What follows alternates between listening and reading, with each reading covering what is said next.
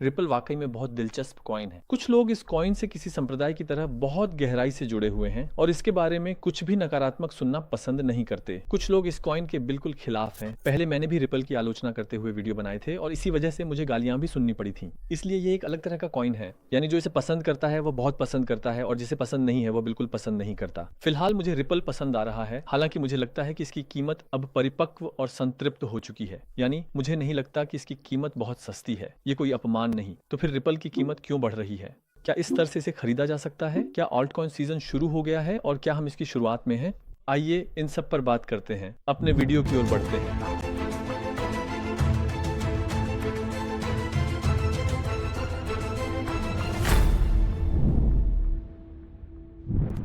अब दोस्तों मैं तुरंत तकनीकी हिस्से से शुरू करूंगा। मैं अपनी स्क्रीन पर वापस आ गया हूं। यहां आप देख सकते हैं साल की शुरुआत से अब तक रिपल का डेली चार्ट हमारे सामने है। इसने एक सममित त्रिभुज सिमेट्रिक ट्रायंगल बनाया था और जब इस सममित त्रिभुज को तोड़ा तो वहां से 28% की जबरदस्त बढ़ोतरी हुई। मैंने इसे 28% की जबरदस्त बढ़ोतरी क्यों कहा? क्योंकि पहले आल्ट कॉइन में 10 गुना, 5 गुना, 50 गुना, 100 गुना बढ़ोतरी होती थी दोस्तों।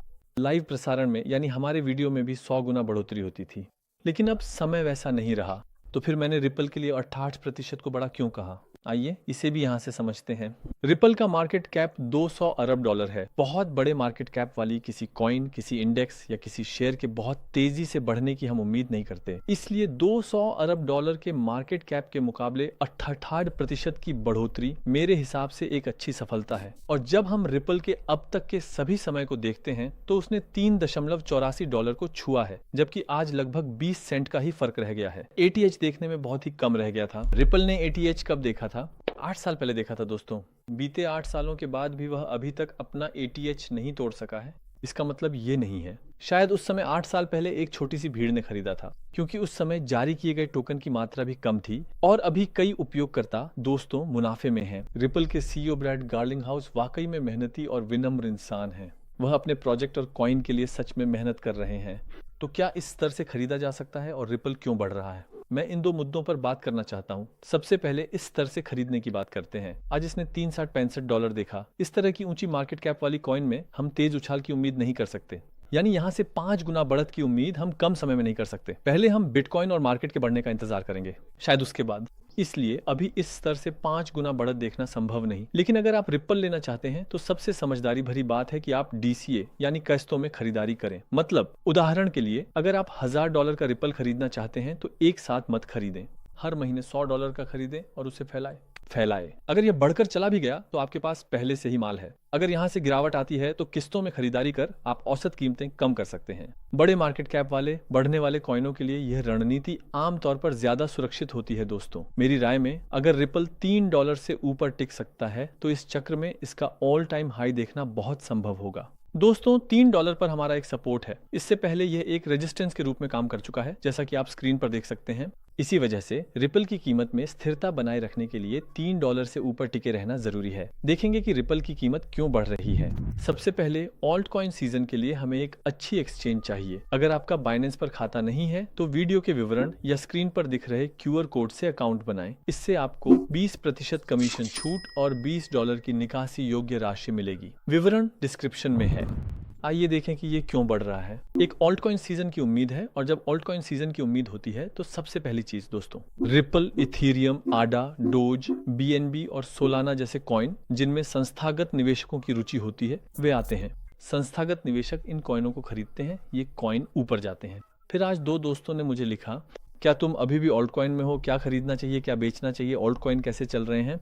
क्या इथीरियम यहाँ से गिरेगा या बढ़ेगा? लोग लिखना शुरू कर चुके हैं। यानी व्यक्तिगत निवेशक अभी तक इसमें शामिल नहीं हुए हैं। इसलिए अगर हम अभी एक बुल साइकिल में हैं तो मुझे लगता है कि हम अभी इसकी शुरुआत में हैं। बिल्कुल आप अपने मुनाफे वाले पोजीशन को धीरे धीरे कम कर सकते हैं, लेकिन अगर हम साइकिल में हैं तो अभी हम शुरुआत में हैं। क्योंकि व्यक्तिगत निवेशक, जिन्हें रिटेल निवेशक भी कहा जाता है, मैं इन्हें थोड़ा मूर्ख निवेशक भी कहता हूँ। मैं अपमान के तौर पर नहीं कह रहा। निवेशक हैं जिन्हें प्रोडक्ट बेचा जाएगा, ये आप मत बनिए। अभी लोग ढूंढ रहे हैं और कॉइन खरीदना चाहते हैं। यही वो निवेशक हैं जिन्हें हम व्यक्तिगत निवेशक कहते हैं, या जिनको आप अपने पास के कॉइन बेचेंगे, वे अभी तक इसमें शामिल नहीं हुए हैं। संस्थागत निवेशकों में क्रिप्टो के प्रति बहुत अधिक रुचि है। संस्थागत निवेशक इसे खरीद रहे हैं। लेकिन जब हम देखते हैं तो बाइनेंस और कॉइनबेस की ऐप स्टोर में रैंकिंग लगातार ऊपर जा रही है। ये जब टॉप 30 में आ जाएंगे तब हम कहेंगे कि अब खतरनाक स्तर शुरू हो रहा है। यानी अगर हम संक्षेप में कहें तो बाजार ऊपर जा रहा है, लेकिन इसके ऊपर जाने का कारण व्यक्तिगत निवेशक नहीं बल्कि संस्थागत निवेशक हैं। आमतौर पर संस्थागत निवेशकों के बाद व्यक्तिगत निवेशक आते हैं। वास्तविक शो असली तेजी तब देखी जा सकती है। इसलिए हाँ, मैं कह सकता हूँ कि आने वाले समय की और बेहतर होने की उम्मीद करता हूँ, लेकिन निश्चित रूप से ये कोई निवेश सलाह नहीं है। ये मेरी अपनी व्यक्तिगत टिप्पणियां हैं। जब हम गूगल ट्रेंड डेटा को देखते हैं तो ऑल्ट कॉइन टू बाय जैसी खोजें अभी भी बहुत ही निम्न स्तर पर हैं। यानी लोग अभी तक ये नहीं खोज रहे हैं कि कैसे ऑल्ट कॉइन खरीदें या कैसे बिटकॉइन खरीदें जैसी चीजें। वो भीड़ जिसकी हमें उम्मीद थी अभी तक इसमें शामिल नहीं हुई है।